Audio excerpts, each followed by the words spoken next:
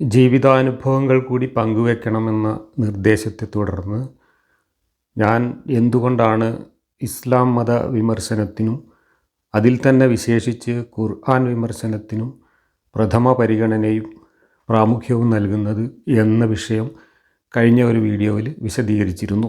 ആ വീഡിയോയുടെ തുടർച്ച എന്ന നിലക്ക് കുറച്ചുകൂടി ജീവിതാനുഭവങ്ങൾ പങ്കുവെക്കാനാണ് ഇവിടെ ഉദ്ദേശിക്കുന്നത്. എന്നെക്കുറിച്ച് എൻ്റെ മതവിമർശനങ്ങളെ ഡിഫെൻഡ് ചെയ്യാൻ ചില മതസംരക്ഷകർ, പ്രത്യേകിച്ച് പുതിയ തലമുറയിൽ നിന്ന് ഈ കച്ചവടം ഏറ്റെടുത്ത് വന്നിട്ടുള്ള ചില വിദ്വാൻമാർ ആ പഴയ ആരോപണം തന്നെ ആവർത്തിക്കുന്നതായിട്ട് കാണുന്നുണ്ട്. ചാപ്പ കുത്തുക, കടുത്ത മുസ്ലിം വിരോധിയാണ്, മുസ്ലിങ്ങളുടെ ശത്രുക്കൾക്ക് വെള്ളവും വളവും കൊടുക്കുന്നവനാണ്, അവരുടെ ഗുരുവാണ് തുടങ്ങിയിട്ടുള്ള ആ ചീഞ്ഞ ആരോപണങ്ങളാണ് നമുക്ക് നേരെ ഇവർ വിമർശനങ്ങളെ ഡിഫെൻഡ് ചെയ്യാൻ ഉപയോഗിക്കുന്ന ഒരു പ്രധാന ആയുധം. വിമർശനങ്ങളായി ഉന്നയിക്കുന്ന കാര്യങ്ങൾക്ക് ആശയപരമായി മറുപടികൾ വളരെ ദുർലഭമായി മാത്രമേ വരുന്നുള്ളൂ. വന്നാൽ തന്നെ അതൊക്കെ വസ്തുതാവിരുദ്ധമായ നുണകൾ ചേർത്തുകൊണ്ട് തെറ്റിദ്ധരിപ്പിക്കുന്ന രീതിയിലുള്ള മറുപടികളാണ്. അത്തരം മറുപടികളെ ഒന്നും നമ്മൾ കാര്യമായി പരിഗണിക്കാറില്ല. നമുക്കെന്തെങ്കിലും തെറ്റുകൾ സംഭവിച്ചിട്ടുണ്ടെങ്കിൽ അത് തിരുത്താൻ നമുക്കൊട്ട് മടിയുമില്ല. ആര് ചൂണ്ടിക്കാണിച്ചാലും അത് നമ്മൾ തിരുത്തും. എന്തായാലും ഈ ഒരു ചാപ്പ കുത്തലിൻ്റെ കൂടെ പശ്ചാത്തലത്തിലാണ് ഞാൻ എൻ്റെ മുസ്ലിം വിരുദ്ധതയുടെ കാഠിന്യം ഇവരൊക്കെ മനസ്സിലാക്കിയതിനേക്കാൾ വളരെ ആഴത്തിലും പരപ്പിലുമുള്ളതാണ് എന്ന് ഒന്നുകൂടെ വ്യക്തമാക്കി കൊടുക്കാൻ വേണ്ടി എൻ്റെ ജീവിതവുമായി ബന്ധപ്പെട്ട കുറച്ച് കാര്യങ്ങൾ ഇവിടെ പങ്കുവയ്ക്കുകയാണ്. ജീവിതം എന്ന് പറയുമ്പോൾ നമുക്കൊക്കെ 3 തരം ജീവിതമുണ്ട്. ഒന്ന്, വ്യക്തി എന്ന നിലക്ക് നമ്മൾ ഒരു ചെറിയ വൃത്തത്തിൻ്റെ ഉള്ളിലാണ് നമ്മളെല്ലാവരും. അത് കഴിഞ്ഞാൽ നമ്മുടെ കുടുംബം എന്ന കുറച്ചുകൂടെ വിശാലമായൊരു വൃത്തമുണ്ട്. പിന്നെ നമുക്ക് ചുറ്റും സമൂഹം എന്ന ഒരു വലിയ വൃത്തമുണ്ട്. ഈ 3 വൃത്തങ്ങൾക്കകത്താണ് എല്ലാവരുടെയും ജീവിതം. അതിൽ ചില ആളുകൾ വ്യക്തി എന്ന ആ ഒരു വൃത്തത്തിന് കൂടുതൽ പ്രാധാന്യം കൽപ്പിക്കുകയും ചിലർ കുടുംബം എന്നതിന് പ്രാധാന്യം കൽപ്പിക്കുകയും മറ്റു ചിലർ സമൂഹം എന്നതിന് കൂടുതൽ പ്രാധാന്യം കൽപ്പിക്കുകയൊക്കെ ചെയ്യും. എല്ലാത്തിനും പ്രാധാന്യമുണ്ട്. എന്നാൽ സമൂഹം എന്ന ഒരു വലിയ വൃത്തത്തിൽ നമ്മൾ ജീവിക്കുമ്പോഴാണ് നമ്മൾ യഥാർത്ഥ സാമൂഹ്യ ജീവിയായ മനുഷ്യരായി മാറുന്നത്. ഒറ്റയ്ക്ക് ജീവിക്കുന്നവരല്ല മനുഷ്യർ, സമൂഹത്തിൽ ജീവിക്കുന്നവരാണ്. നമ്മൾ ജീവിക്കുന്ന സമൂഹത്തിൻ്റെ കൂടി പുരോഗതിയും സ്വസ്ഥതയും ശാന്തതയും സമാധാനവും ഒക്കെ തന്നെയാണ് നമ്മുടെ വ്യക്തി ജീവിതത്തിലേക്കും പകർന്നു വരിക. അതുകൊണ്ട് നമ്മുടെ വ്യക്തി ജീവിതത്തെ സാമൂഹ്യ ജീവിതവുമായിട്ട് എപ്പോഴും കൂട്ടി ഇണക്കേണ്ടതുണ്ട്. ഞാനിവിടെ പറയാൻ പോകുന്നത് എൻ്റെ സാമൂഹ്യ ജീവിതത്തിന് ഞാൻ ചില ലക്ഷ്യങ്ങൾ കണ്ടെത്തിയതിന് ശേഷം, ആ ലക്ഷ്യങ്ങൾ എങ്ങനെയാണ് കണ്ടെത്തിയത് എന്ന് ഞാൻ കഴിഞ്ഞ വീഡിയോയിലൊക്കെ പറഞ്ഞു. മതവിശ്വാസം നഷ്ടപ്പെട്ടതിന് തുടർന്നുണ്ടായ തിരിച്ചറിവുകൾ അത് സ്വതന്ത്ര ചിന്തയിലേക്ക് നയിക്കുകയും സ്വതന്ത്ര ചിന്തയിലൂടെ സാമൂഹിക വിഷയങ്ങളെയൊക്കെ അനലൈസ് ചെയ്യുകയും ചെയ്തപ്പോഴാണ് എനിക്ക് എൻ്റേതായ ചില ജീവിത വീക്ഷണങ്ങൾ രൂപപ്പെടുത്തിയെടുക്കാൻ കഴിഞ്ഞത്. അതനുസരിച്ച് ഞാൻ എൻ്റെ ജീവിതത്തിന് ചില ലക്ഷ്യങ്ങൾ കണ്ടെത്തുകയും ചെയ്തു. ആ ലക്ഷ്യങ്ങൾ വ്യക്തിപരമോ കുടുംബപരമോ ആയിരുന്നില്ല, സാമൂഹികമായ ലക്ഷ്യങ്ങളായിരുന്നു. അതനുസരിച്ചാണ് പിന്നീട് എൻ്റെ ജീവിതം കുടുംബപരമായാലും വ്യക്തിപരമായാലും എൻ്റെ ജീവിതത്തിലെ എല്ലാ പ്രധാന കാര്യങ്ങളെയും ഞാൻ നിശ്ചയിക്കുമ്പോൾ ഞാൻ കൂടുതൽ പരിഗണന നൽകിയത് എൻ്റെ സാമൂഹ്യ ലക്ഷ്യമനുസരിച്ച് ഉള്ള ഒരു ജീവിതത്തിന് ഏറ്റവും അനുയോജ്യമായ രീതിയിൽ ജീവിതം ചിട്ടപ്പെടുത്തുക എന്നതിനാണ്. ഉദാഹരണം പറഞ്ഞാൽ, ഒരു തൊഴിൽ സ്വീകരിക്കുന്നതിനെ സംബന്ധിച്ച് ചിന്തിക്കുന്ന കാലം, കോളേജിൽ പഠിക്കുന്ന കാലത്ത് എല്ലാവരും ഗൾഫിലേക്ക് പോകുന്ന ഒരു കാലമാണ്. എൻ്റെ ജ്യേഷ്ഠൻ അന്ന് ഗൾഫിലുണ്ട്. ജ്യേഷ്ഠൻ പഠനം പൂർത്തിയാക്കിയാൽ ഉടനെ അങ്ങോട്ട് കൊണ്ടുപോകാം എന്ന് വാഗ്ദത്തം ചെയ്തിട്ടുമുണ്ട്. അപ്പോൾ കോളേജ് വിദ്യാഭ്യാസം പൂർത്തിയായ ഉടനെ ഗൾഫിൽ തൊഴിൽ സാധ്യതയുള്ള ഏതെങ്കിലും ഒരു ചെറിയ ഡിപ്ലോമ കോഴ്സിന് എന്തെങ്കിലും ചേർന്ന് അതുമായിട്ട് ഗൾഫിലേക്ക് പോകാമെന്ന ഒരു ഓപ്ഷനാണ് അന്ന് എൻ്റെ മുമ്പിൽ പ്രധാനമായിട്ടും ഉണ്ടായിരുന്നത്. എല്ലാവരും അങ്ങനെയാണ് ചെയ്തിരുന്നത്. പക്ഷേ അപ്പോഴേക്കും എനിക്ക് എൻ്റെ സാമൂഹ്യ ജീവിതത്തിൻ്റെ ലക്ഷ്യങ്ങൾ ഏറെക്കുറെ രൂപപ്പെട്ട് കഴിഞ്ഞിരുന്നു. അതുകൊണ്ട് തന്നെ നാട് വിട്ടു പോകാനോ ഗൾഫിൽ പോയി കുറേ പണം ഉണ്ടാക്കുക എന്നതൊന്നും എൻ്റെ ഒരു ജീവിത ലക്ഷ്യം ആയിട്ട് ഞാൻ എടുത്തിരുന്നില്ല. പകരം സാമൂഹികമായ ചില പ്രവർത്തനങ്ങൾ, സാമൂഹികമായ ചില ലക്ഷ്യങ്ങൾ എൻ്റെ ജീവിതത്തിനുണ്ട് എന്ന് തിരിച്ചറിഞ്ഞതുകൊണ്ട് തന്നെ അതനുസരിച്ചുള്ള ഒരു ജീവിതം ചിട്ടപ്പെടുത്താൻ ഏറ്റവും അനുയോജ്യമായ ഒരു തൊഴിൽ ആണ് കണ്ടെത്തേണ്ടത് എന്ന് ചിന്തിച്ചതുകൊണ്ട് ഞാൻ എൻ്റെ കോളേജ് വിദ്യാഭ്യാസം കഴിഞ്ഞ ഉടൻ തന്നെ ടീച്ചേഴ്സ് ട്രെയിനിങ്ങിന് പോയി ചേരുകയും അധ്യാപക ജോലിയാണ് എനിക്ക് എൻ്റെ സാമൂഹ്യ പ്രവർത്തനത്തിനും സാംസ്കാരിക പ്രവർത്തനത്തിനുമൊക്കെ ഏറ്റവും അനുയോജ്യമായ തൊഴിൽ എന്ന് ചിന്തിച്ചതിൻ്റെ അടിസ്ഥാനത്തിൽ അങ്ങനെ ഒരു തീരുമാനമെടുക്കുകയാണ് ചെയ്തത്. അപ്പോൾ തൊഴിൽ ചൂസ് ചെയ്യുന്നിടത്തും സാമൂഹ്യമായ ജീവിത ലക്ഷ്യത്തെ പരിഗണിച്ചു എന്നാണ് പറഞ്ഞതിൻ്റെ അർത്ഥം. അതുപോലെ തന്നെ നമ്മൾ എവിടെ ജീവിതം സെറ്റിൽ ചെയ്യണം, നമ്മുടെ വീട് എവിടെ ആയിരിക്കണം, നമ്മൾ എവിടെ താമസിക്കണം, നമ്മൾ എവിടെ തൊഴിൽ ചെയ്യണം തുടങ്ങിയ കാര്യങ്ങൾ തീരുമാനിക്കുമ്പോഴും ഇതുപോലെ നമ്മുടെ മുമ്പിൽ ചില ആശയക്കുഴപ്പങ്ങൾ, ചില ഓപ്ഷൻസ് ഉള്ളതുകൊണ്ട് അതിലേത് ചൂസ് ചെയ്യണമെന്ന കാര്യത്തിൽ ആശയക്കുഴപ്പങ്ങൾ തോന്നിയ ഘട്ടമുണ്ടായിട്ടുണ്ട്. ട്രെയിനിങ് കഴിഞ്ഞ് നമ്മൾ കുറച്ചു കാലം താൽക്കാലിക നിയമനം ലഭിച്ച് ജോലി ചെയ്ത് 2-3 വർഷം അങ്ങനെ ജോലി ചെയ്തതിന് ശേഷം കോഴിക്കോട് ജില്ലയിലും മലപ്പുറം ജില്ലയിലും ഒക്കെ PSC നിയമനത്തിന് ക്ഷണിച്ച സമയത്ത് ആദ്യം കോഴിക്കോട് നിന്നാണ് ക്ഷണം വന്നത്. കോഴിക്കോട് നമ്മൾ അപ്ലൈ ചെയ്ത് പിന്നീട് മലപ്പുറം ജില്ലയിൽ വന്നു, അവിടെയും അപ്ലൈ ചെയ്തു. ആദ്യം നമുക്ക് PSC മുഖേന സ്ഥിരം നിയമനം കിട്ടുന്നത് കോഴിക്കോടാണ്. എനിക്കും കുടുംബത്തിനും 2 പേർക്കും അവിടെ പെർമനൻ്റ് ആയിട്ടുള്ള നിയമനം കിട്ടി. കോഴിക്കോട് സിറ്റിയിൽ തന്നെ, സിറ്റിയുടെ തൊട്ടടുത്ത് തന്നെയുള്ള സ്കൂളുകളിൽ. എനിക്കാണെങ്കിൽ വളരെ മുമ്പ് തന്നെ കേരളത്തിലെ ഏറ്റവും ഇഷ്ടപ്പെട്ട സ്ഥലം എന്ന് പറയുന്നത് കോഴിക്കോടാണ്. ഞാൻ ഏറ്റവും ഇഷ്ടപ്പെടുന്ന നഗരം കോഴിക്കോടാണ്. അന്നും ഇന്നും എനിക്ക് ഏറ്റവും കൂടുതൽ സുഹൃത്തുക്കൾ അന്നും ഇന്നും ഉള്ളത് കോഴിക്കോടാണ്. എൻ്റെ സഹധർമ്മിണിയെ സംബന്ധിച്ചിടത്തോളം അവരുടെ വീട് കോഴിക്കോട് ജില്ലയിലാണ്, അവർ പഠിച്ചത് കോഴിക്കോട് നഗരത്തിലാണ്. ഇങ്ങനെയൊക്കെ നോക്കുമ്പോൾ കോഴിക്കോട് നഗരം നമുക്കൊരിക്കലും വിട്ടുപോരാൻ പറ്റാത്ത അത്ര ആത്മബന്ധമുള്ള ഒരു സ്ഥലവും ഏറ്റവും സൗകര്യമുള്ള സ്ഥലമായിരുന്നു. സ്റ്റേറ്റിൻ്റെ ഏത് ഭാഗത്തേക്കും സംഘടനാ പ്രവർത്തനമൊക്കെ ആയിട്ട് ബന്ധപ്പെട്ട് യാത്ര ചെയ്യാൻ ഏറ്റവും പറ്റിയ സ്ഥലം കോഴിക്കോട് സിറ്റിയാണ്. ഈ സിറ്റിയിൽ തന്നെ ആദ്യത്തെ നിയമനം ലഭിക്കുക എന്ന് പറയുന്നത് ഒരു ഭാഗ്യമാണ്. അങ്ങനെ മാത്രമല്ല, അന്ന് നമ്മുടെ സംഘടനയുടെയൊക്കെ സംസ്ഥാന തലത്തിലുള്ള എല്ലാ പ്രവർത്തനങ്ങളും കോഴിക്കോടാണ് കേന്ദ്രീകരിച്ചിരുന്നത്. സ്റ്റേറ്റ് കമ്മിറ്റിയുടെ ഓഫീസ് കോഴിക്കോടാണ്. സംഘടന പ്രസിദ്ധീകരിച്ചിരുന്ന മാസികയുടെ പ്രസിദ്ധീകരണം കോഴിക്കോട്ട് നിന്നായിരുന്നു. സംഘടനയുടെ എല്ലാ പ്രവർത്തകരും നേതാക്കളും ആഴ്ചയിൽ ഒരിക്കലെങ്കിലും ഒത്തുകൂടുന്നത് കോഴിക്കോട് സിറ്റിയിലാണ്. നമ്മുടെ സുഹൃത്തുക്കൾ മുഴുവൻ കോഴിക്കോടാണ്. അങ്ങനെ എല്ലാ അർത്ഥത്തിലും. അതുകൂടാതെ സാംസ്കാരിക പ്രവർത്തനങ്ങൾ ഏറ്റവും കൂടുതൽ നടക്കുന്ന ഒരു നഗരമാണ് കോഴിക്കോട്. എല്ലാ ദിവസവും വൈകുന്നേരം സിറ്റിയിലേക്ക് പോയി കഴിഞ്ഞാൽ ടൗൺ ഹാളിൽ പോയിരുന്ന എന്തെങ്കിലുമൊക്കെ പരിപാടികളുണ്ടാവും. അവിടെ എന്തെങ്കിലുമൊക്കെ പ്രസംഗങ്ങളോ പ്രഭാഷണങ്ങളോ കലാപരിപാടികളോ ഒക്കെ ഉണ്ടാവും. എല്ലാ ദിവസവും അവിടെ പോയിരിക്കുക എന്നുള്ളത് നമ്മുടെ ഒരു ശീലമായിരുന്നു. അങ്ങനെ 2 വർഷം 1985, 86, 87 ഈ വർഷങ്ങളിൽ കുടുംബസമേതം ഞങ്ങൾ കോഴിക്കോട് സിറ്റിയിൽ തന്നെ സെറ്റിൽ ചെയ്തു. അത് കഴിഞ്ഞ് 2 വർഷം കഴിഞ്ഞപ്പോഴാണ് മലപ്പുറം ജില്ലയിൽ നിയമനവുമായി ബന്ധപ്പെട്ട് ഇൻ്റർവ്യൂവിന് നമുക്ക് കാർഡ് വരുന്നത്. അപ്പോൾ ഞങ്ങളിങ്ങനെ ഒരാശയക്കുഴപ്പത്തിലായി. ഇൻ്റർവ്യൂവിന് പോകണോ, നമുക്ക് ഇനി കോഴിക്കോട് തന്നെ സെറ്റിൽ ചെയ്താൽ പോരെ എന്നുള്ള ഒരാലോചന. പക്ഷേ ഞാനപ്പോൾ എൻ്റെ വ്യക്തിപരമോ കുടുംബപരമോ ആയ ജീവിത സൗകര്യങ്ങളെക്കാൾ മുമ്പ് പറഞ്ഞതുപോലെ തന്നെ എൻ്റെ സാമൂഹിക ലക്ഷ്യങ്ങൾ മുന്നിൽ കാണുകയും അതിന് ഏറ്റവും അനുയോജ്യമായ സ്ഥലം ഏതാണ് എന്ന് ചിന്തിക്കുകയും ചെയ്തപ്പോൾ മലപ്പുറം ജില്ലയിലേക്ക് തിരിച്ചു പോരുന്നത് ആ കാര്യത്തിൽ കുറച്ചും കൂടെ നല്ലതായിരിക്കുമെന്ന് ചിന്തിച്ചു. വ്യക്തിപരമായിട്ടോ കുടുംബപരമായിട്ടോ നമുക്ക് ഒരു സൗകര്യവും ഇല്ലാത്ത സ്ഥലമാണ് മലപ്പുറം ജില്ല. പ്രത്യേകിച്ച് എൻ്റെ നാട് എന്ന് പറയുന്ന ഒരു കുഗ്രാമമാണ്. കോഴിക്കോട് നഗരത്തിൽ നിന്ന് അങ്ങനെ ഒരു കുഗ്രാമത്തിലേക്കോ അല്ലെങ്കിൽ നാട്ടിലേക്കോ വീണ്ടും തിരിച്ചു വരിക എന്നുള്ളത് വ്യക്തിപരമായിട്ട് ഒരിക്കലും ലാഭകരമായ കാര്യമല്ല. പക്ഷേ അന്ന് കേരളത്തിലെ വിദ്യാഭ്യാസപരമായിട്ട് ഏറ്റവും പുറകിൽ നിൽക്കുന്ന ജില്ലയാണ് മലപ്പുറം ജില്ല. ഈ അധ്യാപക ജോലി നമ്മൾ തിരഞ്ഞെടുക്കുന്നത് തന്നെ സാംസ്കാരിക പ്രവർത്തനം, വിദ്യാഭ്യാസ പ്രവർത്തനം തുടങ്ങിയിട്ടുള്ള ഒരു ലക്ഷ്യം വെച്ചുകൊണ്ടാണ്.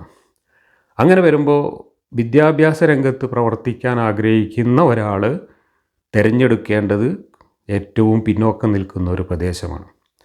അതുകൊണ്ട് മലപ്പുറം ജില്ലയിലേക്ക് തന്നെ പോവുക എന്നതാണ് സാമൂഹ്യമായി നമ്മുടെ ഒരു കർത്തവ്യമെന്നും നമ്മുടെ ആ ഒരു ലക്ഷ്യവുമായിട്ട് ബന്ധപ്പെട്ട് ചിന്തിക്കുമ്പോൾ അതാണ് ശരിയെന്നും ഞങ്ങളിങ്ങനെ ഡിസ്കസ് ചെയ്തിരുന്നു വീട്ടിൽ നിന്ന്. എന്തായാലും ഇൻ്റർവ്യൂവിന് പോകാമെന്ന് തീരുമാനിച്ചു. നിയമനം വരുന്ന സമയത്ത് വേണമെങ്കിൽ പോവുകയോ പോകാതിരിക്കുകയോ ചെയ്യാമല്ലോ. ഏതായാലും ഇൻ്റർവ്യൂവിന് പോകാമെന്ന് വിചാരിച്ച് അങ്ങനെ ഇൻ്റർവ്യൂവിന് മലപ്പുറത്തേക്ക് ഞങ്ങൾ 2 പേരും പോയി. ഇൻ്റർവ്യൂ നടത്തിയിരുന്നത് മലപ്പുറം ജില്ലാ വിദ്യാഭ്യാസ ഡെപ്യൂട്ടി ഡയറക്ടറും പിന്നെ സ്റ്റേറ്റ് SCRTയിൽ നിന്നുള്ള സ്റ്റേറ്റ് ഇൻസ്റ്റിറ്റ്യൂട്ടിൽ നിന്നുള്ള അതിൻ്റെ ഡയറക്ടറൊക്കെ ആയിട്ടുള്ള പ്രധാനപ്പെട്ട 2-3 വ്യക്തികളായിരുന്നു. അപ്പോൾ അവരുടെ അടുത്ത് ഞാൻ ആദ്യം വിളിക്കപ്പെട്ടു. എന്നോട് ഇഷ്ടമുള്ള സബ്ജക്റ്റ് ഏതാണെന്ന് ചോദിച്ചു. ഞാൻ സയൻസ് എന്ന് പറഞ്ഞപ്പോൾ സയൻസിൽ നിന്ന് 1-2 ചോദ്യങ്ങൾ ചോദിച്ചു. ഞാൻ അതിന് ഉത്തരം പറഞ്ഞു. അത് കഴിഞ്ഞ് അവർ പേഴ്സണലായിട്ടൊരു ക്വസ്റ്റ്യൻ ചോദിച്ചു. കാരണം നമ്മുടെ ആപ്ലിക്കേഷനും കാര്യങ്ങളൊക്കെ നോക്കിയപ്പോൾ അവർക്ക് മനസ്സിലായി നമ്മൾ കോഴിക്കോട് സ്ഥിരം നിയമനം കിട്ടിയ ആളാണെന്നുള്ളത്.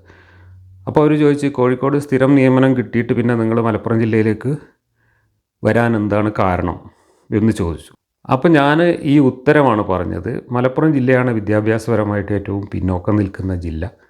അതുകൊണ്ട് എന്തെങ്കിലുമൊക്കെ ആ രംഗത്ത് പ്രവർത്തിക്കണം എന്ന് ആഗ്രഹമുള്ളത് കൊണ്ടാണ് മലപ്പുറം ജില്ലയിലേക്ക് പോരാമെന്ന് തീരുമാനിച്ചത് എന്നൊരു ആൻസർ ഞാൻ പറഞ്ഞു. അത് അവർക്ക് വളരെ തൃപ്തികരമായ ഒരു ഉത്തരമായിരുന്നു. അവർ വളരെ എക്സൈറ്റഡായി ആ ഉത്തരം കേട്ടപ്പോൾ. അവർ സ്വാഭാവികമായിട്ടും അവർ പ്രതീക്ഷിച്ചത് എൻ്റെ നാട് മലപ്പുറം ആയതുകൊണ്ട് ഞാൻ നാട്ടിലേക്കും വീട്ടിലേക്കും വരാൻ വേണ്ടിയിട്ടാണ് എന്ന് ഉത്തരം പറയുമെന്നാണ്. പക്ഷേ ഞാൻ പറഞ്ഞത് അങ്ങനെയല്ല. ഇതായിരുന്നു എൻ്റെ ഉത്തരം. അത് കഴിഞ്ഞ് കുറച്ച് കഴിഞ്ഞപ്പോൾ എൻ്റെ ടീച്ചറുടെ ഊഴം വന്നു. ടീച്ചറെ ഇൻ്റർവ്യൂവിന് വിളിച്ച് ടീച്ചറോട് ഇതുപോലെ 1-2 ചോദ്യങ്ങളൊക്കെ ചോദിച്ചതിന് ശേഷം ഇതേ ചോദ്യം പേഴ്സണലായിട്ട് ഇതേ ചോദ്യം ടീച്ചറോടും ചോദിച്ചു. അപ്പോൾ ഞങ്ങൾ ഫാമിലിയാണെന്നുള്ളതോ അപ്പോൾ അവർക്കറിയില്ല. പിന്നെ ടീച്ചറുടെ വേഷവും പേരും തമ്മിലുള്ള എന്തോ ഒരു സ്പെല്ലിംഗ് മിസ്റ്റേക്കൊക്കെ അവർ പ്രത്യേകം ശ്രദ്ധിച്ചിരുന്നു. അതിൻ്റെ അടിസ്ഥാനത്തിൽ അവർ ഈ ചോദ്യം ചോദിച്ചപ്പോൾ ഞാൻ പറഞ്ഞ അതേ ഉത്തരം ടീച്ചറും പറഞ്ഞു. മലപ്പുറം ജില്ല പിന്നോക്കമായിട്ട് നിൽക്കുന്ന ഒരു ജില്ലയാണ്. അതുകൊണ്ട് എന്തെങ്കിലുമൊക്കെ പ്രവർത്തിക്കാൻ ഇവിടെയാണ് വേണ്ടത് എന്നതുകൊണ്ടാണ് ഇങ്ങോട്ട് വരാൻ തീരുമാനിച്ചത് എന്ന് പറഞ്ഞു. അത് കഴിഞ്ഞ് പിന്നെ ഉച്ചയ്ക്ക് ഇൻ്റർവെല്ലായിരുന്നു. ആ സമയത്ത് ഞങ്ങൾ ചെറിയ കുട്ടിയുണ്ട്, ഞങ്ങളെ മോളുണ്ട്. അപ്പം ഞങ്ങൾ വരാന്തയിൽ മോളെയും കൊണ്ട് നിന്ന് സംസാരിച്ചുകൊണ്ടിരിക്കുമ്പോൾ ഇവർ ഇൻ്റർവ്യൂ നിർത്തി വെച്ചിട്ട് ഇവർ 2-3 പേരും അതുവഴി പുറത്തേക്ക് പോകുന്ന വഴി ഞങ്ങളവിടെ നിൽക്കുന്നത് കണ്ടു. അപ്പോൾ ഇവർ ഞങ്ങളുടെ അടുത്ത് വന്നിട്ട് നിങ്ങൾ ഫാമിലി ആണല്ലേ എന്ന് ചോദിച്ചു. അതേന്ന് പറഞ്ഞ് അങ്ങനെ കുറച്ചും കൂടെ പേഴ്സണലായിട്ട് കാര്യങ്ങളൊക്കെ ചോദിച്ചു എന്ന് പരിചയപ്പെട്ട് അവർ ഭയങ്കര സന്തോഷത്തിലായിരുന്നു ഞങ്ങളെ 2 പേരുടെയും ഈ ഒരു പെർഫോമൻസ്. അങ്ങനെ ആ SCRTയുടെ ഡയറക്ടർ എൻ്റെ തോളിൽ കൈവച്ചിട്ട് എന്നോട് പറഞ്ഞൊരു വാചകം, നിങ്ങളെപ്പോലുള്ള ആളുകളാണ് ഈ ജില്ലയിൽ അധ്യാപകരായിട്ട് വരേണ്ടത്. നിങ്ങൾക്ക് 2 പേർക്കും തീർച്ചയായിട്ടും ആദ്യത്തെ ബാച്ചിൽ തന്നെ നിങ്ങൾക്ക് സൗകര്യമുള്ള വിദ്യാലയത്തിൽ നിയമനം കിട്ടിയിരിക്കും. അപ്പോൾ ജില്ലാ ഡയറക്ടറുണ്ട് കൂടെ. ജില്ലാ ഡയറക്ടറാണല്ലോ നമ്മുടെ പോസ്റ്റിങ്ങിൻ്റെയൊക്കെ മേധാവി. അപ്പോൾ അദ്ദേഹം പറഞ്ഞു, നിങ്ങൾക്ക് സൗകര്യമുള്ള നിങ്ങളുടെ അഡ്രസ്സ് നോക്കിയിട്ട് നിങ്ങൾക്ക് ഏറ്റവും സൗകര്യമുള്ള സ്കൂളിൽ നിങ്ങൾക്ക് ഫസ്റ്റ് ബാച്ചിൽ തന്നെ 2 പേർക്കും നിയമനം തരും. നിങ്ങൾ കോഴിക്കോട് വിട്ട് മലപ്പുറം ജില്ലയിലേക്ക് തന്നെ വരണം എന്ന് ഈ 2 പേരും ഞങ്ങളോട് പറഞ്ഞു. അങ്ങനെയാണ് ആ ഇൻ്റർവ്യൂ കഴിഞ്ഞ് ഞങ്ങൾ തിരിച്ചു പോകുന്നത്. പിന്നെ നിയമന ഉത്തരവ് വന്നപ്പോൾ ഞങ്ങൾക്ക് 2 പേർക്കും എൻ്റെ വീടിനടുത്തുള്ള നാട്ടിലുള്ള സ്കൂളിൽ ഒരേ സ്കൂളിൽ നിയമനം കിട്ടിയതായിട്ട് ഉത്തരവ് കിട്ടി. അപ്പോൾ കോഴിക്കോട് സെറ്റിൽ ചെയ്യണോ മലപ്പുറത്തേക്ക് തിരിച്ചു വരണോ എന്നുള്ള ഒരു ആശയക്കുഴപ്പത്തിൽ നിൽക്കുന്ന ഞങ്ങളെ സംബന്ധിച്ചിടത്തോളം ഇവരുടെ ഈ മോട്ടിവേഷനും ഈ ഉത്തരവും കൂടെ കിട്ടിയപ്പോൾ ഞങ്ങൾ മലപ്പുറത്തേക്ക് തന്നെ നാട്ടിലേക്ക് തന്നെ തിരിച്ചു പോരാന്നുള്ള തീരുമാനം എടുത്തു. അങ്ങനെയാണ് ഞങ്ങൾ മലപ്പുറം ജില്ലയിൽ അധ്യാപകരായിട്ട് വരുന്നത്. ഞാനിത് പറയാൻ കാരണം നമ്മുടെ സാമൂഹികമായ ഒരു ലക്ഷ്യം നമ്മുടെ ജീവിതത്തിലെ ഓരോ ഘട്ടത്തിലും എങ്ങനെയാണ് നമ്മുടെ തീരുമാനങ്ങളെ സ്വാധീനിച്ചത് എന്ന് പറയാൻ വേണ്ടിയിട്ടാണ്. അങ്ങനെ ഞങ്ങൾ മലപ്പുറം ജില്ലയിൽ ഞങ്ങളുടെ നാട്ടിൽ തന്നെ ജോലി ആരംഭിച്ചു. ഒരു 10 വർഷത്തോളം ആ സ്കൂളിൽ തന്നെ ഞങ്ങൾ ഒരുമിച്ച് ജോലി ചെയ്തു.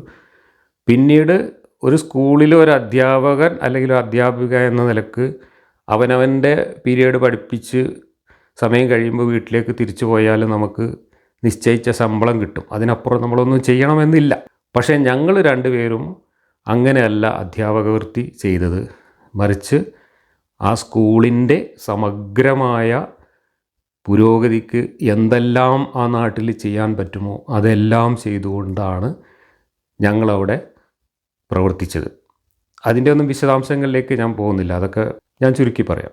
മാത്രമല്ല നമ്മുടെ വിദ്യാഭ്യാസ പ്രവർത്തനങ്ങൾ സ്കൂളിൽ ഒതുങ്ങുന്നതുമായിരുന്നില്ല. പിന്നീട് 90കളിൽ ഈ സാക്ഷരതാ യജ്ഞം വന്നു. സാക്ഷരതാ യജ്ഞവുമായി ബന്ധപ്പെട്ട് നമുക്ക് കുറേ കൂടെ വിശാലമായിട്ട് നാട്ടിലാകെ നടന്ന് പ്രവർത്തിക്കാനുള്ള അവസരങ്ങൾ കിട്ടി, അത്തരം ചുമതലകൾ കിട്ടി. ഞാനന്ന് ഞങ്ങളുടെ പഞ്ചായത്തിൻ്റെ അക്കാഡമിക് ചുമതലയുള്ള റിസോഴ്സ് പേഴ്സൺ ആയിരുന്നു. അതുകൊണ്ട് പഞ്ചായത്തിലെ മുഴുവൻ സാക്ഷരതാ ക്ലാസ്സുകളെയും അതുമായി ബന്ധപ്പെട്ട എല്ലാ പ്രവർത്തനങ്ങളെയും കോർഡിനേറ്റ് ചെയ്യുന്ന ജോലി ഉണ്ടായിരുന്നു. കോർഡിനേറ്ററായിട്ട് വേറൊരു ഞങ്ങളുടെ നാട്ടിൽ തന്നെയുള്ള ഒരു അറബി അധ്യാപകൻ ഉണ്ടായിരുന്നു. അദ്ദേഹം കോർഡിനേറ്ററും ഞാൻ RPയും. അങ്ങനെ ഞങ്ങൾ 2 പേരും കൂടിയാണ് ആ ആനക്കയം എന്ന് പറയുന്ന പഞ്ചായത്തിലെ സാക്ഷരതാ പ്രവർത്തനങ്ങൾക്ക് 3-4 വർഷം നേതൃത്വം കൊടുത്തത്. 200-ൽ പരം സാക്ഷരതാ ക്ലാസ്സുകൾ പഞ്ചായത്തിൻ്റെ പല ഭാഗത്തായിട്ട് നടന്നിരുന്നു. ഈ ക്ലാസ്സുകളിൽ എല്ലാ ദിവസവും വൈകുന്നേരങ്ങളിൽ ഈ ക്ലാസ്സുകൾ സന്ദർശിക്കുക, മോണിറ്റർ ചെയ്യുക, അവിടെ കുടുംബയോഗങ്ങൾ വിളിച്ചു ചേർത്തിട്ട് ഈ പഠിതാക്കളും അല്ലാത്തവരുമായിട്ടുള്ള നാട്ടുകാരുമായിട്ട് ആശയവിനിമയം നടത്തുക. ഇങ്ങനെ രാത്രി 12 മണി 1 മണിയൊക്കെ വരെ ആവും വീട്ടിൽ തിരിച്ചെത്താൻ. ഉറങ്ങുന്നത് പോലും 3-4 മണിക്കൂർ മാത്രമായിരുന്നു. അങ്ങനെ ഏറ്റവും തിരക്ക് പിടിച്ച ജീവിതത്തിലെ ഒരു കാലഘട്ടമായിരുന്നു ആ ഒരു കാലഘട്ടം. പഞ്ചായത്തിൻ്റെ ചുമതല മാത്രമല്ല, അന്ന് മലപ്പുറം ജില്ലയിലെ പ്രധാനപ്പെട്ട ഒരു പ്രോജക്റ്റ്, മലപ്പുറം എന്ന് പറയുന്ന ഒരു പ്രോജക്റ്റിൻ്റെ തന്നെ അക്കാഡമിക ചുമതലയുള്ള അതിൻ്റെ വൈസ് ചെയർമാൻ കൂടിയായിട്ട് പ്രവർത്തിച്ചിരുന്നതാണ്. അപ്പോൾ മലപ്പുറം ജില്ലയിലെ ഈ സാക്ഷരതാ പ്രവർത്തനത്തിനും അതുമായി ബന്ധപ്പെട്ട് മലപ്പുറം ജില്ലയിലെ സ്കൂളുകളുടെ സമഗ്രമായ പുരോഗതിക്കും വേണ്ടി അന്ന് ഞങ്ങൾ തയ്യാറാക്കിയ പ്രോജക്റ്റുകളുടെ പ്രവർത്തനങ്ങൾക്ക് അക്കാദമികമായിട്ട് നേതൃത്വം വഹിച്ചുകൊണ്ട് തന്നെ ആ രംഗത്ത് അന്ന് ഒരുപാട് കാലം പ്രവർത്തിച്ചിട്ടുണ്ട്. ഞങ്ങളുടെ സാക്ഷരതാ പ്രവർത്തനത്തെ സ്കൂളിന് പുറത്തുള്ള പഠിതാക്കളിൽ ഒതുക്കിയില്ല എന്നുള്ളതും ആ സ്കൂളിൻ്റെ പ്രവർത്തനങ്ങളുമായിട്ട് സംയോജിപ്പിച്ചു എന്നുള്ളതുമാണ് അന്ന് ഞങ്ങൾ ചെയ്ത ഒരു പ്രത്യേക കാര്യം എന്ന് പറയുന്നത്. അതിന് ചില കാരണങ്ങളുണ്ടായിരുന്നു. കാരണം നമ്മൾ സാക്ഷരതാ ക്ലാസ്സുകളിലൊക്കെ ഉമ്മമാരുമായിട്ടൊക്കെ ചർച്ച ചെയ്യുമ്പോൾ അവർ സ്കൂളിൽ പോകുന്ന കുട്ടികളുടെ നിലവാരത്തെക്കുറിച്ചൊക്കെ നമ്മളോട് പരാതികൾ പറഞ്ഞപ്പോൾ അതെങ്ങനെയാണ് ഇതുമായിട്ട് കൂട്ടിയിണക്കുക എന്നതിനെക്കുറിച്ച് ചിന്തിക്കുകയും അതിൻ്റെ അടിസ്ഥാനത്തിൽ സ്കൂളുകളെ കേന്ദ്രീകരിച്ചുകൊണ്ട്, പഞ്ചായത്തിലെ മുഴുവൻ സ്കൂളുകളെയും കേന്ദ്രീകരിച്ചുകൊണ്ട് ഒരുപാട് പ്രോജക്റ്റുകൾ ഞങ്ങൾ തയ്യാറാക്കുകയും അതനുസരിച്ച് ഒരുപാട് പ്രവർത്തനങ്ങൾ നടത്തുകയൊക്കെ ചെയ്തു. ഞങ്ങളുടെ സ്കൂളിൽ തന്നെ ഞങ്ങൾ പരീക്ഷണാർത്ഥം നടത്തിയ ഒരു പ്രോഗ്രാമാണ് പിന്നീട് ജില്ലയിൽ നിന്ന് സ്റ്റേറ്റിലേക്കും ഒക്കെ പോവുകയും സ്റ്റേറ്റ് വിദ്യാഭ്യാസ വകുപ്പ് തന്നെ ആ ഒരു പ്രവർത്തനത്തെ ഒരു മികച്ച പ്രവർത്തനമായിട്ട് അംഗീകരിച്ച് സ്റ്റേറ്റിലുള്ള എല്ലാ വിദ്യാലയങ്ങളിലും അത് നടപ്പിലാക്കാൻ നിർദ്ദേശിക്കുകയും ചെയ്ത വളരെ അഭിമാനകരമായ ഒരു അനുഭവമൊക്കെ നമുക്ക് ആ ഒരു പീരീഡിൽ ഉണ്ടായിട്ടുണ്ട്. അത് മറ്റൊന്നുമായിരുന്നില്ല, സ്കൂളുകളിലെ കുട്ടികളുടെ പഠന നിലവാരവും പഠനേതര നിലവാരവും ഒക്കെ ഉയർത്തണമെങ്കിൽ അന്നത്തെ ഒരു സിസ്റ്റം അനുസരിച്ച് ഈ PTA എന്ന് പറയുന്ന ഒരു സംവിധാനം തീരെ അപര്യാപ്തമായിരുന്നു. കാരണം മലപ്പുറം ജില്ലയിലൊക്കെ നാട്ടിൻപുറങ്ങളിലൊക്കെ PTA എന്ന് പറഞ്ഞാൽ അതിനകത്ത് നാട്ടിലിങ്ങനെ പീഡിയക്കോലായ്മയിൽ വന്നിരിക്കുന്ന നാട്ടുപ്രമാണിമാരായ ഏതെങ്കിലും അജയന്മാരൊക്കെ ഉണ്ടാവും. അവരെ പിടിച്ചിട്ട് PTA പ്രസിഡൻ്റാക്കും. നാട്ടിലെ 1-2 പ്രമാണിമാർ PTA മെമ്പർമാരാവും. അങ്ങനെയുള്ള PTAയിൽ അവർക്ക് സ്കൂളിൻ്റെ കാര്യങ്ങളെക്കുറിച്ചോ അക്കാഡമിക കാര്യങ്ങളെക്കുറിച്ചോ മറ്റു കാര്യങ്ങളെക്കുറിച്ചോ ഒന്നും ഒരു വിവരം ഉണ്ടാവില്ല. അവർ വല്ല സ്വാതന്ത്ര്യദിനത്തിന് പായസം വെക്കുന്ന കാര്യമോ അങ്ങനെ വല്ല കാര്യങ്ങളും ചർച്ച ചെയ്യാൻ വിളിച്ചു കഴിഞ്ഞാൽ അതിന് കുറച്ച് പൈസയൊക്കെ പിരിച്ചു കൊടുക്കും, അതിന് സഹകരിക്കുമെന്നല്ലാതെ സ്കൂളിലെ അക്കാഡമിക കാര്യങ്ങളിലൊന്നും ഇടപെടാനുള്ള അറിവ് ഈ കാക്കന്മാർക്കൊന്നും ഉണ്ടായിരുന്നില്ല. മാത്രമല്ല, ചില ആളുകൾ PTA പ്രസിഡന്റ് വരെ ആയിട്ടുള്ള ചില ആളുകൾ സ്വന്തം മകൻ അല്ലെങ്കിൽ സ്വന്തം മകൾ പഠിക്കുന്ന ക്ലാസ് ഏതാണെന്ന് പോലും അറിയാതെ സ്കൂളിൽ വന്ന് അന്വേഷിച്ച അനുഭവം എനിക്കുണ്ട്. എൻ്റെ കുട്ടി പഠിക്കുന്നത് ഏത് ക്ലാസ്സിലാണെന്നറിയാതെ വരുന്ന ആൾക്കാരാണ് ഈ PTAയുടെ ഒക്കെ ഭാരവാഹികളായിട്ടൊക്കെ വരുന്നത്. അതുപോലെ സ്വന്തം കുട്ടിയുടെ പേരെന്താണെന്ന് അറിയാത്ത രക്ഷിതാക്കളുണ്ടായിരുന്നു അന്ന്. മാഷേ, എൻ്റെ കുഞ്ഞാപ്പു ഏത് ക്ലാസ്സിലാണ് പഠിക്കുന്നത് എന്ന് വന്ന് ചോദിക്കും. അപ്പോൾ ഈ കുഞ്ഞാപ്പു ആരാണെന്ന് ഞങ്ങൾക്കറിയില്ല, കുഞ്ഞാപ്പുവിൻ്റെ ശരിക്കുള്ള പേരെന്താണെന്ന് പറഞ്ഞു തരാൻ വാപ്പാക്കും അറിയില്ല.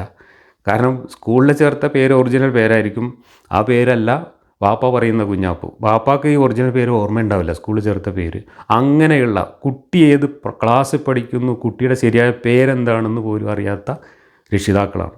അങ്ങനെയുള്ള ഈ പുരുഷന്മാരെ മാത്രം വെച്ചിട്ട് സ്കൂളിൻ്റെ പ്രവർത്തനങ്ങളെ മെച്ചപ്പെടുത്താൻ ഈ PTA ഒട്ടും പര്യാപ്തമല്ല എന്ന് ചിന്തിക്കുകയും അതിനെന്താണ് പരിഹാരമെന്ന് ആലോചിച്ചപ്പോൾ പലപ്പോഴും കുട്ടികളുടെ ഈ വാപ്പമാർ ആണുങ്ങൾ വീട്ടിലുണ്ടാവില്ല, നാട്ടിലും ഉണ്ടാവില്ല, വീട്ടിലും ഉണ്ടാവില്ല. പല വാപ്പമാരും കുട്ടികളെ കണ്ടിട്ട് പോലും ഉണ്ടാവില്ല. അവർ കുട്ടികൾ ഉണരുന്നതിന് മുമ്പ് തന്നെ പോയിട്ടുണ്ടാവും. പിന്നെ കുട്ടികൾ ഉറങ്ങിയിട്ടാണ് അവർ വരിക. വല്ലപ്പോഴുമൊക്കെ കുട്ടികളെ കാണുന്നുള്ളൂ. അങ്ങനെയുള്ള കുടുംബ സെറ്റപ്പാണ് ഉള്ളത്. അതേസമയത്ത് ഈ ഉമ്മമാർക്കാണെങ്കിലോ കുട്ടികളുടെ കാര്യത്തിലോ സ്കൂളിൻ്റെ കാര്യത്തിലോ അങ്ങനെയുള്ള യാതൊരു കാര്യത്തിലും ഒരു അറിവും ഉണ്ടാവില്ല. അതിലൊക്കെ ഇടപെടണം എന്ന അറിവ് പോലും ഉണ്ടാവില്ല. അതിനെക്കുറിച്ചൊന്നും ഒരു താല്പര്യവും ഉണ്ടാവില്ല. അപ്പോൾ ഞങ്ങൾ ചെയ്തതെന്ന് വെച്ചാൽ ഈ സ്കൂളിലേക്ക് കുട്ടികളുടെ മുഴുവൻ അമ്മമാരെ വിളിച്ചു വരുത്തി അവർക്ക് ഒരു മോട്ടിവേഷനൊക്കെ കൊടുത്ത് ക്ലാസ്സൊക്കെ കൊടുത്തിട്ട് അവരെ കുട്ടികളുടെ പഠന പ്രവർത്തനമായിട്ട് സ്കൂളിൻ്റെ പ്രവർത്തനവുമായിട്ട് കണ്ണി ചേർക്കുക എന്നുള്ള ഒരാശയമാണ് ഞങ്ങൾ വീട്ടിൽ നിന്ന് ചർച്ച ചെയ്തിട്ട് സ്കൂളിലത് ചർച്ചയ്ക്കിട്ടു. സ്കൂളിൽ നിന്ന് അത് ആദ്യം കുറച്ച് പേരൊക്കെ എതിർത്തെങ്കിലും ഞങ്ങളത് എന്തായാലും നടപ്പിലാക്കാൻ തീരുമാനിച്ചു. അങ്ങനെ നടപ്പിലാക്കുന്നതിൻ്റെ ഭാഗമായിട്ട് ഞങ്ങൾ സ്കൂളിൽ അമ്മമാരുടെ ഒരു വിപുലമായ മീറ്റിംഗ് ചേരാൻ തീരുമാനിക്കുകയും ആ മീറ്റിങ്ങിലേക്ക് അമ്മമാരെ വരുത്താൻ വേണ്ടി ഞങ്ങൾ എല്ലാ വീടുകളിലും കുട്ടികളുടെ വീടുകളിൽ നേരിട്ട് പോയി കല്യാണത്തിന് ക്ഷണിക്കുന്നത് പോലെ അവരെ ഈ മീറ്റിങ്ങിലേക്ക് ക്ഷണിക്കുക. മാത്രമല്ല ഒരു 8-10 വീടുകൾ ഒരുമിച്ചുള്ള സ്ഥലങ്ങളിൽ അവരെല്ലാം ഒരു വീടിൻ്റെ മുറ്റത്ത് വിളിച്ചു ചേർത്തുകൊണ്ട് ചെറിയ കുടുംബയോഗങ്ങൾ നടത്തി എന്തിനു വേണ്ടിയാണ് വിളിക്കുന്നത് എന്ന കാര്യം ചെറുതായിട്ട് അവിടെ തന്നെ വിശദീകരിച്ചു കൊടുക്കുകയും പിന്നെ വീടുകളിൽ മുഴുവൻ കയറി ഇവരെ കല്യാണത്തിന് ക്ഷണിക്കും പോലെ ക്ഷണിക്കുകയും ഒക്കെ ചെയ്ത് അങ്ങനെ സ്കൂളിൽ ഈ മാതൃസംഗമം എന്ന പേരിൽ അമ്മമാരുടെ മീറ്റിംഗ് ചേർന്നു. ഈ മീറ്റിങ്ങിൽ ഞങ്ങൾ കുട്ടികളുടെ പഠനവുമായിട്ടും സ്കൂളിൻ്റെ പ്രവർത്തനവുമായിട്ടും അമ്മമാർ എങ്ങനെയാണ് ബന്ധപ്പെടേണ്ടത് എന്ന കാര്യവും കുട്ടികളുടെ ആരോഗ്യശീലം മുതൽ വിദ്യാഭ്യാസ കാര്യങ്ങളും അതിൻ്റെ പ്രാധാന്യം ഒരുപാട് കാര്യങ്ങൾ അമ്മമാരോട് പറയേണ്ട എല്ലാ കാര്യങ്ങളും വളരെ സിമ്പിളായിട്ട് അവർക്ക് മനസ്സിലാവുന്ന രീതിയിൽ പറഞ്ഞു കൊടുത്ത് അതനുസരിച്ച് ചർച്ച നടന്നു. ഈ ഒരു സംഭവത്തിന് ശേഷം സ്കൂളിൻ്റെ പ്രവർത്തനങ്ങളിൽ മൊത്തം വളരെ പോസിറ്റീവായിട്ടുള്ള മാറ്റങ്ങൾ കാണാൻ കഴിഞ്ഞു. കുട്ടികൾ കൃത്യമായി സ്കൂളിൽ വരാൻ തുടങ്ങി. ശനിയാഴ്ചയൊക്കെ വിരുന്ന് പോകുന്നവർ വിരുന്നൊക്കെ മാറ്റിവെച്ചു. ഹോംവർക്കുകൾ കൊടുത്താൽ അത് ചെയ്തു വരാൻ തുടങ്ങി. പിന്നെ ഞങ്ങൾ അവരോട് നിർദ്ദേശിച്ചതനുസരിച്ച് അമ്മമാരോട് ഇടയ്ക്ക് സ്കൂളിൽ വന്നിട്ട് ഇവിടെ നടക്കുന്ന കാര്യങ്ങൾ എന്താണെന്നുള്ളത് നിരീക്ഷിക്കാനും അന്വേഷിച്ച് പോകാനും സംശയങ്ങൾ ചോദിക്കാനും ഒക്കെ പറഞ്ഞിരുന്നു. അതനുസരിച്ച് പലരും സ്കൂളിൽ വരാൻ തുടങ്ങി. അമ്മമാരോട് ക്ലാസ്സിൽ ഇരുന്ന് ഞങ്ങൾ പഠിപ്പിക്കുന്ന വിഷയങ്ങൾ എന്താണ് എന്ന് ഈ കുട്ടികളോടൊപ്പം ഇരുന്ന് പഠിക്കാനുള്ള സൗകര്യം വരെ ഞങ്ങൾ ചെയ്തു കൊടുത്തിരുന്നു. അങ്ങനെ വന്നിരിക്കുന്നവർ പോലും ഉണ്ടായിരുന്നു. അങ്ങനെ കുട്ടികളുടെ മൊത്തം പ്രവർത്തനങ്ങളിലും സ്കൂളിൻ്റെ മൊത്തം പ്രവർത്തനങ്ങളിലും വലിയൊരു ഉണർവ്, വളരെ പോസിറ്റീവായിട്ടുള്ളൊരു റിസൾട്ട് ഈ മാതൃസംഗമത്തിന് ശേഷം സ്കൂളിൽ ഉണ്ടാക്കാൻ കഴിഞ്ഞു. ഇത് ഞങ്ങളുടെ സ്കൂളിൽ പരീക്ഷിച്ച് വിജയിച്ചതുകൊണ്ട് നമുക്ക് പഞ്ചായത്തിൻ്റെ മൊത്തം ചുമതലയുണ്ട്. എല്ലാ സ്കൂളുകളിലും ഇടപെടാനുള്ള സൗകര്യമുണ്ടെന്ന്. ഈ കാര്യങ്ങൾ നമ്മൾ എല്ലാ സ്കൂളുകളിലും അധ്യാപകരുമായിട്ടും അവിടുത്തെ നാട്ടുകാരുമായിട്ടൊക്കെ പങ്കുവെച്ചതിൻ്റെ അടിസ്ഥാനത്തിൽ പഞ്ചായത്തിലെ എല്ലാ സ്കൂളുകളിലും മാതൃസംഗമങ്ങൾ നടത്താൻ തീരുമാനിക്കുകയും പഞ്ചായത്തിലെ എല്ലാ സ്കൂളുകളിലും നടന്ന മാതൃസംഗമങ്ങളിൽ ഈ കാര്യങ്ങൾ വിശദീകരിക്കാൻ ഞാനടക്കമുള്ള ആളുകൾ പോവുകയും അങ്ങനെ ഇതൊരു പഞ്ചായത്ത് പ്രോഗ്രാമാക്കി മാറ്റി. അതിൻ്റെ റിസൾട്ടും വളരെ പോസിറ്റീവായിരുന്നതുകൊണ്ട് അത് പിന്നീട് ജില്ലയിലേക്ക് പകർന്നു കൊടുത്തു. ജില്ലയിലും എല്ലാ സ്കൂളുകളിലും ഇങ്ങനെ അമ്മമാരെ വിളിച്ച് സംഗമം നടത്താനുള്ള നിർദ്ദേശം കൊടുത്തു. അതനുസരിച്ച് മലപ്പുറം ജില്ലയിൽ 100 കണക്കിന് വിദ്യാലയങ്ങളിൽ നടന്ന ഈ മാതൃസംഗമങ്ങളിൽ പോയി അമ്മമാരുമായിട്ട് ആശയവിനിമയം നടത്താനും സംസാരിക്കാനും എനിക്ക് അവസരം കിട്ടിയിട്ടുണ്ട്. ഞങ്ങൾ ഇതിൻ്റെ പ്രവർത്തകർ, സാക്ഷരതാ പ്രവർത്തകരായിരുന്ന ഒരുപാട് അധ്യാപകർ ഇതുപോലെയുള്ള പ്രവർത്തനങ്ങളിൽ ആ കാലത്ത് മുഴുകിയിട്ടുണ്ട്. 100 കണക്കിന് അർപ്പണബോധമുള്ള അധ്യാപകർ ഒരുമിച്ച് നടത്തിയ ഒരു വലിയ പ്രവർത്തനമായിരുന്നു അത്. അങ്ങനെ സ്കൂളുകളിലെല്ലാം ഈ പ്രവർത്തനങ്ങൾ വിജയകരമായി നടക്കുകയും മലപ്പുറം ജില്ലയിൽ നല്ലൊരു വ്യത്യാസം ഉണ്ടാവുകയും ചെയ്തു. അത് സ്റ്റേറ്റിലേക്ക് റിപ്പോർട്ട് ചെയ്യുകയും സംസ്ഥാന വിദ്യാഭ്യാസ വകുപ്പ് തന്നെ എല്ലാ വിദ്യാലയങ്ങളിലും ഇതുപോലെ മാതൃസംഗമങ്ങൾ നടത്താനും അതിനെ തുടർന്ന് മദർ PTA എന്ന് പറയുന്ന പ്രത്യേക ഒരു സംഘടന തന്നെ എല്ലാ സ്കൂളും ഉണ്ടാക്കാനുള്ള നിർദ്ദേശങ്ങളും ഓർഡറുകളൊക്കെ വന്നു. അത് പിന്നീട് സ്റ്റേറ്റിൽ പ്രാവർത്തികമായി. ഇന്നിപ്പോൾ എല്ലാ വിദ്യാലയങ്ങളിലും ഈ ഒരു കാര്യം നടക്കുന്നുണ്ട്. മദർ PTA ഉണ്ട്. നമ്മൾ തുടങ്ങി വെച്ച ഒരാശയം സംസ്ഥാനത്തെ വിദ്യാഭ്യാസ വകുപ്പ് തന്നെ ഏറ്റെടുക്കുന്ന ഒരു അനുഭവമൊക്കെ നമുക്ക് ഉണ്ടായിട്ടുണ്ട്. ഈ മാതൃസംഗമങ്ങളിലെല്ലാം പോയി സംസാരിക്കുകയും അവിടെ മലപ്പുറം ജില്ലയുടെ പല ഭാഗത്തും പല സ്കൂളുകളിലും ആയിരക്കണക്കിന് അമ്മമാരുമായിട്ട് അവരുടെ കുട്ടികളുടെ വിദ്യാഭ്യാസത്തെ സംബന്ധിച്ച് ചർച്ച ചെയ്യുകയുമൊക്കെ ചെയ്ത ആ അനുഭവങ്ങൾ ഒരിക്കലും ജീവിതത്തിൽ മറക്കാൻ പറ്റാത്ത ഒരുപാട് നല്ല അനുഭവങ്ങൾ ആ കാലത്തുണ്ടായിട്ടുണ്ട്. നമ്മളന്ന് അവരോട് പറഞ്ഞ കാര്യങ്ങൾ പ്രധാനമായും പെൺകുട്ടികളുടെ വിദ്യാഭ്യാസത്തിൻ്റെ പ്രാധാന്യത്തെക്കുറിച്ചായിരുന്നു. ഞാനൊരിക്കൽ പാണക്കാട് ഒരു സ്കൂളിൽ പോയി.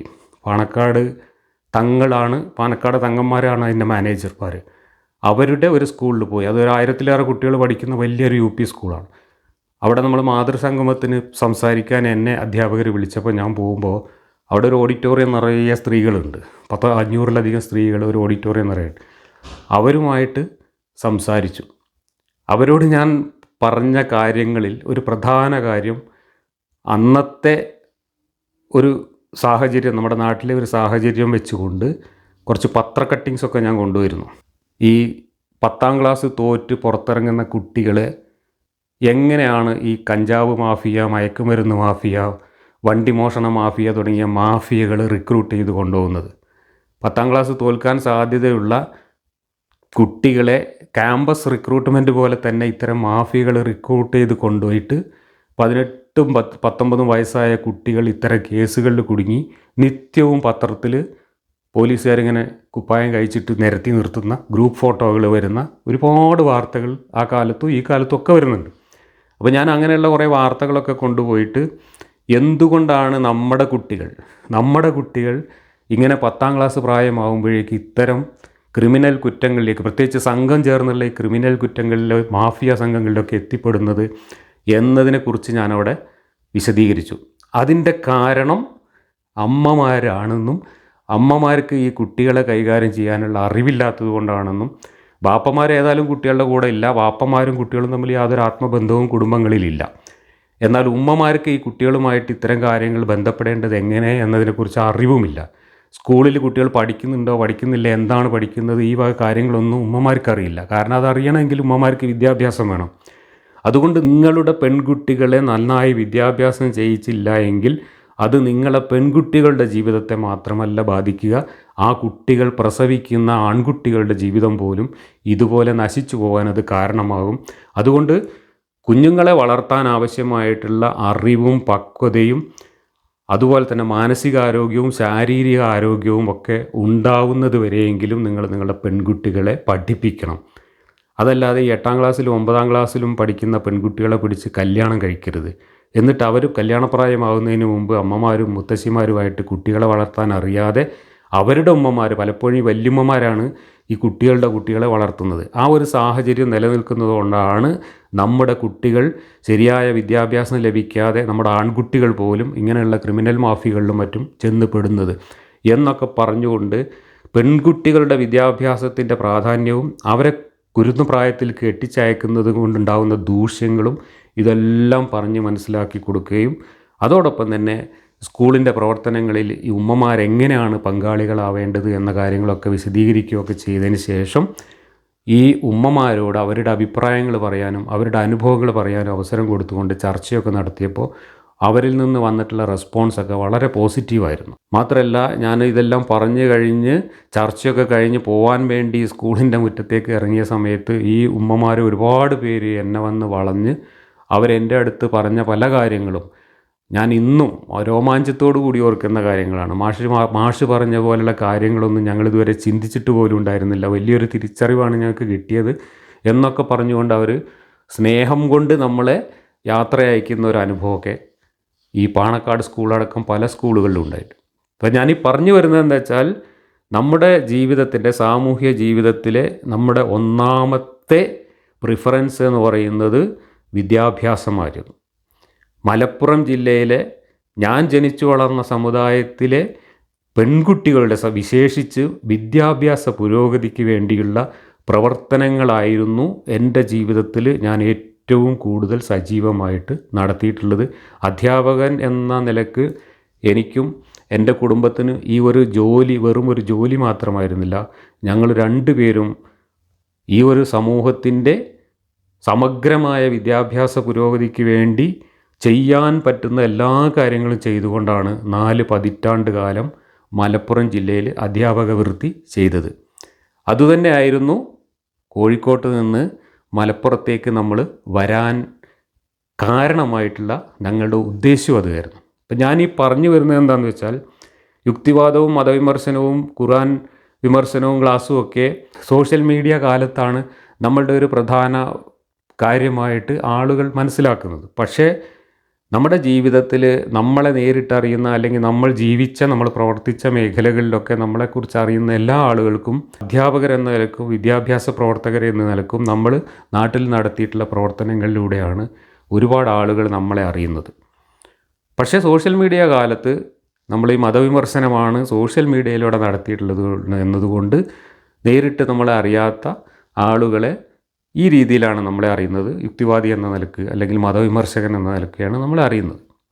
ഞാനിതൊക്കെ പറയുന്നതെന്ന് വെച്ചാൽ എൻ്റെ മുസ്ലിം വിരുദ്ധത എത്രത്തോളം ഭീകരമായിരുന്നു എന്ന് ഈ ചാപ്പ കുത്താൻ വരുന്ന ആളുകളെ ഒന്നുകൂടെ ബോധ്യപ്പെടുത്താൻ വേണ്ടിയിട്ടാണ്.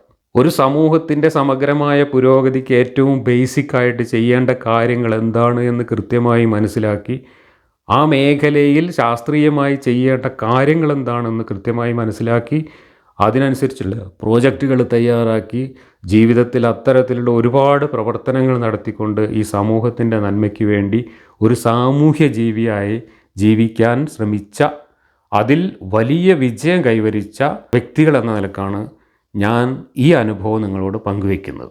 ഇന്ന് ഞാൻ എൻ്റെ ജീവിതത്തിലെ സാമൂഹിക ലക്ഷ്യമായി കണ്ട 2 വിഷയങ്ങൾ. ആദ്യത്തെ വിഷയം നമ്മൾ ചർച്ച ചെയ്തു, മതവിമർശനം എന്ന വിഷയം, അല്ലെങ്കിൽ യുക്തിവാദം, സ്വതന്ത്രചിന്ത എന്നൊക്കെ പറയുന്ന ആ ഒരു വിഷയം. ആദ്യത്തെ അല്ല, രണ്ടാമത്തെ വിഷയം. ഒന്നാമത്തെ വിഷയം മലപ്പുറം ജില്ലയുടെ സമഗ്ര വിദ്യാഭ്യാസ പുരോഗതിക്ക് വേണ്ടി നടത്തിയിട്ടുള്ള പ്രവർത്തനങ്ങൾ. ഈ 2 വിഷയത്തിലും ഇന്ന് വളരെ പോസിറ്റീവായിട്ടുള്ള റിസൾട്ടാണ് നമുക്ക് ലഭിക്കുന്നത് എന്നത് നമ്മുടെ ജീവിതം വളരെ സാർത്ഥകമായി എന്ന് നമുക്ക് കൃതാർത്ഥതയോടുകൂടി സ്മരിക്കാൻ പറ്റുന്ന ഒരനുഭവമാണ്.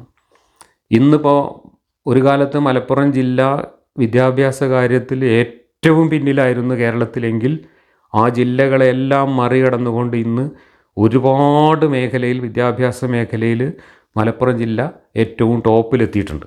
മലപ്പുറം ജില്ലയിലെ മുസ്ലിം പെൺകുട്ടികൾ സിവിൽ സർവീസ് പാസ്സായതിൻ്റെ വാർത്തകൾ വായിക്കുമ്പോൾ, മലപ്പുറം ജില്ലയിലെ മുസ്ലിം പെൺകുട്ടികൾ ഉന്നത വിദ്യാഭ്യാസം നേടിയതിൻ്റെ, റാങ്ക് നേടിയതിൻ്റെയൊക്കെ വാർത്തകൾ വായിക്കുമ്പോൾ, അവർ വിമാനം പറത്തിയതിൻ്റെ വാർത്തകൾ വായിക്കുമ്പോൾ, അവർ ഉസ്താദുമാരെ ചോദ്യം ചെയ്യുന്നതിൻ്റെ വീഡിയോകൾ കാണുമ്പോൾ, അവർ ഞങ്ങൾക്ക് കല്യാണം വേണ്ട, പഠിക്കണം എന്ന് പറഞ്ഞതിൻ്റെ റിപ്പോർട്ടുകൾ നമ്മൾ കേൾക്കുമ്പോൾ, അവർ ഞങ്ങൾ തൊഴിൽ ചെയ്തിട്ട് ജീവിക്കുകയുള്ളൂ, ഞങ്ങൾക്ക് അങ്ങനെ മറ്റുള്ളവരെ ആശ്രയിച്ച് ജീവിക്കേണ്ട, ഞങ്ങൾക്ക് കല്യാണം പിന്നെ മതി എന്ന് പറയുന്നു എന്നതൊക്കെ മൂല്യന്മാർ വയലു പറഞ്ഞ് വേദനിച്ച് കരയുമ്പോൾ, ഇതൊക്കെ കാണുമ്പോൾ നമുക്ക് വലിയ സന്തോഷവും വലിയ ഒരു ആത്മരതി തന്നെ അനുഭവിക്കാൻ കഴിയുന്നുണ്ട്. കാരണം നമ്മൾ 40 വർഷം മുമ്പ് നമ്മളുൾപ്പെടെ നൂറുകണക്കിന് അധ്യാപകരും വിദ്യാഭ്യാസ പ്രവർത്തകരും അർപ്പണബോധമുള്ള ഒരു സമൂഹവും നടത്തിയ ഒരു കൃഷിയുടെ അന്ന് ഞങ്ങൾ നട്ട ഫലവൃക്ഷങ്ങളിൽ നിന്ന്, തേനൂറുന്ന കനികളിൽ നിന്ന് നമ്മുടെ മുമ്പിലേക്ക് പഴുത്ത് വീഴുന്ന അവസ്ഥയാണ് നമ്മൾ അനുഭവിക്കുന്നത്. മലപ്പുറം ജില്ലയിലെ മുസ്ലിം പെൺകുട്ടികൾ പെണ്ണ് കാണാൻ വരുന്ന ചെറുപ്പക്കാരുടെ നെറ്റിയിലേക്ക് നോക്കിയിട്ട് നിസ്കാരത്തഴമ്പുള്ളവരാണെങ്കിൽ എനിക്ക് വേണ്ട എന്ന് തീരുമാനമെടുക്കുന്നതിൻ്റെയൊക്കെ റിപ്പോർട്ടുകൾ നമുക്ക് കിട്ടുമ്പോൾ, ഇതൊക്കെ പറഞ്ഞുകൊണ്ട് മൂല്യന്മാരുടെ കരച്ചിലിൻ്റെ വീഡിയോകൾ നമ്മൾ കാണുമ്പോൾ, നമ്മളൊക്കെ ചെയ്ത പ്രവർത്തനങ്ങൾക്ക് ഫലമുണ്ടായിട്ടുണ്ട് എന്ന് തന്നെയാണ് നമ്മൾ മനസ്സിലാക്കുന്നത്. ഇവിടെ മതം പൊളിയുന്നു എന്നതല്ല വിഷയം, മറിച്ച് വിദ്യാഭ്യാസം നേടി, സ്വയം പര്യാപ്തത നേടി, എന്താണ് ജീവിതമെന്ന് മനസ്സിലാക്കി ആ ജീവിതത്തെ തൻ്റെ ജീവിതമായി കാണുന്ന ആത്മബോധമുള്ള പെൺകുട്ടികൾ വളർന്നു വരുന്നു. വിദ്യാഭ്യാസം നേടിയ പെൺകുട്ടികൾ ഇതിനെയൊക്കെ, ഈ പ്രാകൃതമായിട്ടുള്ള ആശയങ്ങളെയൊക്കെ ചോദ്യം ചെയ്യുന്നു എന്നൊക്കെ കേൾക്കുമ്പോൾ നമ്മൾ അനുഭവിക്കുന്നത് അതിയായ സന്തോഷവും അഭിമാനവുമാണ്. അതുപോലെ തന്നെ മതവിമർശനം എന്ന് പറയുന്ന നമ്മുടെ രണ്ടാമത്തെ സാമൂഹിക പ്രവർത്തനത്തിനും വളരെ പോസിറ്റീവായിട്ടുള്ള ഫലങ്ങൾ ഇന്ന് ഈ സമൂഹത്തിൽ നിന്ന് നമ്മൾ കണ്ടുകൊണ്ടിരിക്കുന്നു. അതുകൊണ്ടാണ് ഞാൻ പറഞ്ഞത്, നമ്മളുടെ മുസ്ലിം വിരുദ്ധത, നിങ്ങളീ പറയുന്ന മുസ്ലിം വിരുദ്ധത നിങ്ങൾ വിചാരിക്കുന്നതിനേക്കാളൊക്കെ ആഴത്തിലും പരപ്പിലുമുള്ളതാണ് എന്ന് നിങ്ങളെ ബോധ്യപ്പെടുത്താൻ വേണ്ടിയാണ് ഞാൻ എൻ്റെ ഈ ജീവിതാനുഭവങ്ങൾ എന്ന നിലയ്ക്ക് ഈ കുറച്ച് കാര്യങ്ങൾ കൂടെ പങ്കുവയ്ക്കുന്നത്.